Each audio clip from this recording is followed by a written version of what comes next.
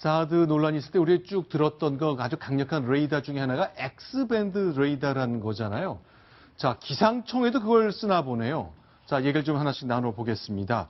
자, 이동영 차장. 네. 이게 어떻게 된 겁니까? 오늘 기상청에서 X밴드 레이더, 군사용인 것 같은데 이걸 도입한다고요? 예, 방식이 같아서 그런데요. 이 3년 동안 48억 원을 주고 미국 업체로부터 X밴드 레이더 3대를 도입해서 내년부터 운용을 하겠다. 이런 계획을 밝혔습니다. 네. 기상청에서 왜 이렇게 오보가 많냐라는 지적을 계속해서 받다 보니까 네. 우리가 못했던 것은 이 국지적인 호우나 이런 것들이 왔을 때 이 좁은 지역에 예보하는 장비가 부족했다. 이런 이 변명들을 해왔는데요. 네. 그걸 방지하기 위해서 대략 한 50km에서 60km 반경에 있는 기상 상태를 점검하기 위해서는 이 X밴드 레이더가 필요하다. 이렇게 하면서 도입을 결정한 겁니다. 자, 지금 보시는 건요, 해상에 떠 있는 건데, 저 안에 있는 하얀색 공 같은 게 레이더의 핵심인 것 같은데, 이정훈 의원, 저거는 군사용이죠?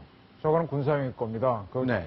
큰 용량의 아주 원거리까지 가야 하는 거고요. 우리 기상청이 하자는 거는 50에서 60km입니다.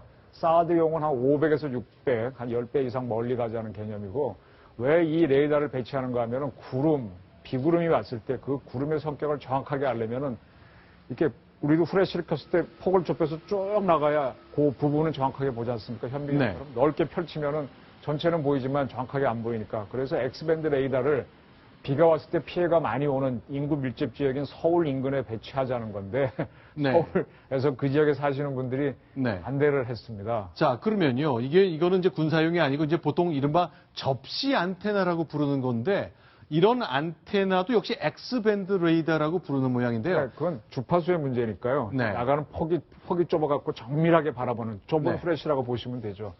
그래서 그걸로 이제 구름을 제대로 분석하겠다는 건데 그때 전자파가 좀 나온다고 해서 사드 문제에 대해서 반대하는 성주, 김천 주민처럼 지금 반대하고 나왔습니다. 자, 여기는 이제 서울시 동작구에 있는 기상청입니다. 기상청 위에 이렇게 맨 꼭대기 탑이 있는데 여기에 이제 레이더를 놓는다는 건데 주민들이 하도 군사 문제 때문에 사드 때문에 걱정을 했었기 때문에 이러다가 우리 지역도 문제 아니야? 이런 의문을 갖게 된다는 거네요.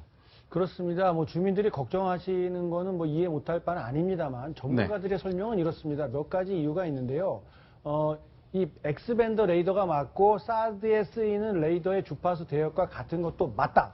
하지만 사용하는 전력의 양이 100분의 1 정도로 아주 약하다. 그러니까 출력 나가는 그런 전자파의 강도 역시 약하기 때문에 주민들이 그렇게 걱정하실 정도로 위험할 수가 없다. 이런 설명을 내놓고 있고요. 지금 보니까 여기가 기상청 앞인데요. X밴드 설치 강력파인데 주민들이 걱정을 저렇게 하시는 거군요.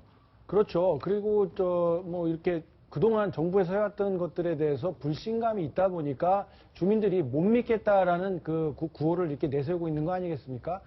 그리고 또 한 가지 문제점이 기상청이 이렇게 논란이 예상되는 대목이 있었다면 사전에 주민들과 협의를 했었어야 되는데 이런 내용 없이 동아일보 같은 이런 그 언론을 보도를 통해서 이런 사실을 알게 됐다.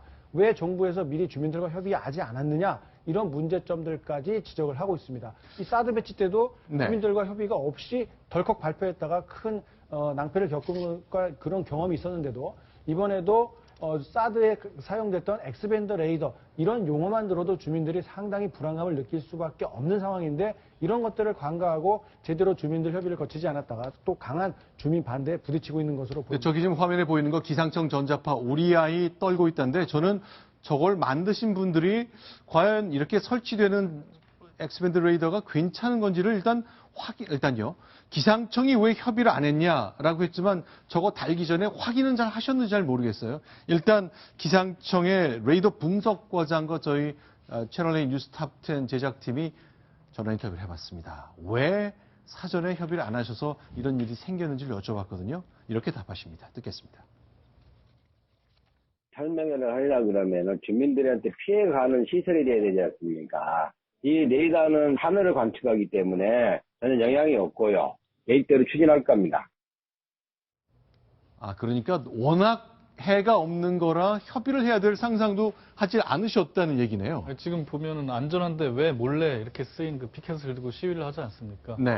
주민들이 저 정도로 의심을 하고 반대를 하면 설명을 해야죠. 이게 절대 인체에 무해하다, 해롭지 않다라는 걸 주민들한테 잘 알리고 설득을 해야 되는데 그냥 하겠다. 이건 네. 좀 아닌 것 같습니다.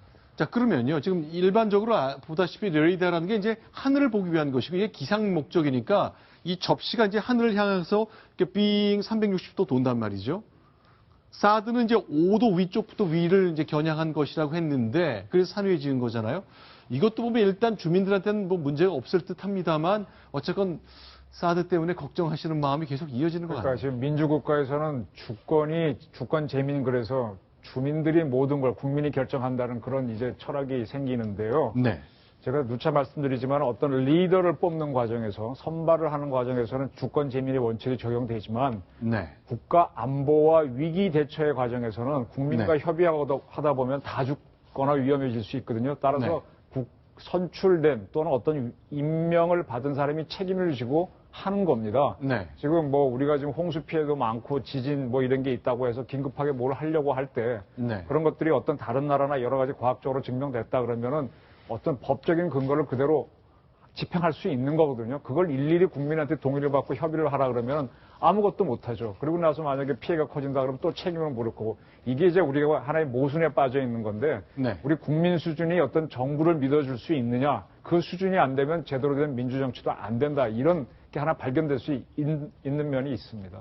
자, 일단 이제 세 곳에 배치를 하고요. 인천 지역에서는 아직 시위가 없다 그러고, 근데 이게 이제 상공 1km 상공까지 주변에 50km 반경을 커버한 것인데 하늘을 향한 것이거든요.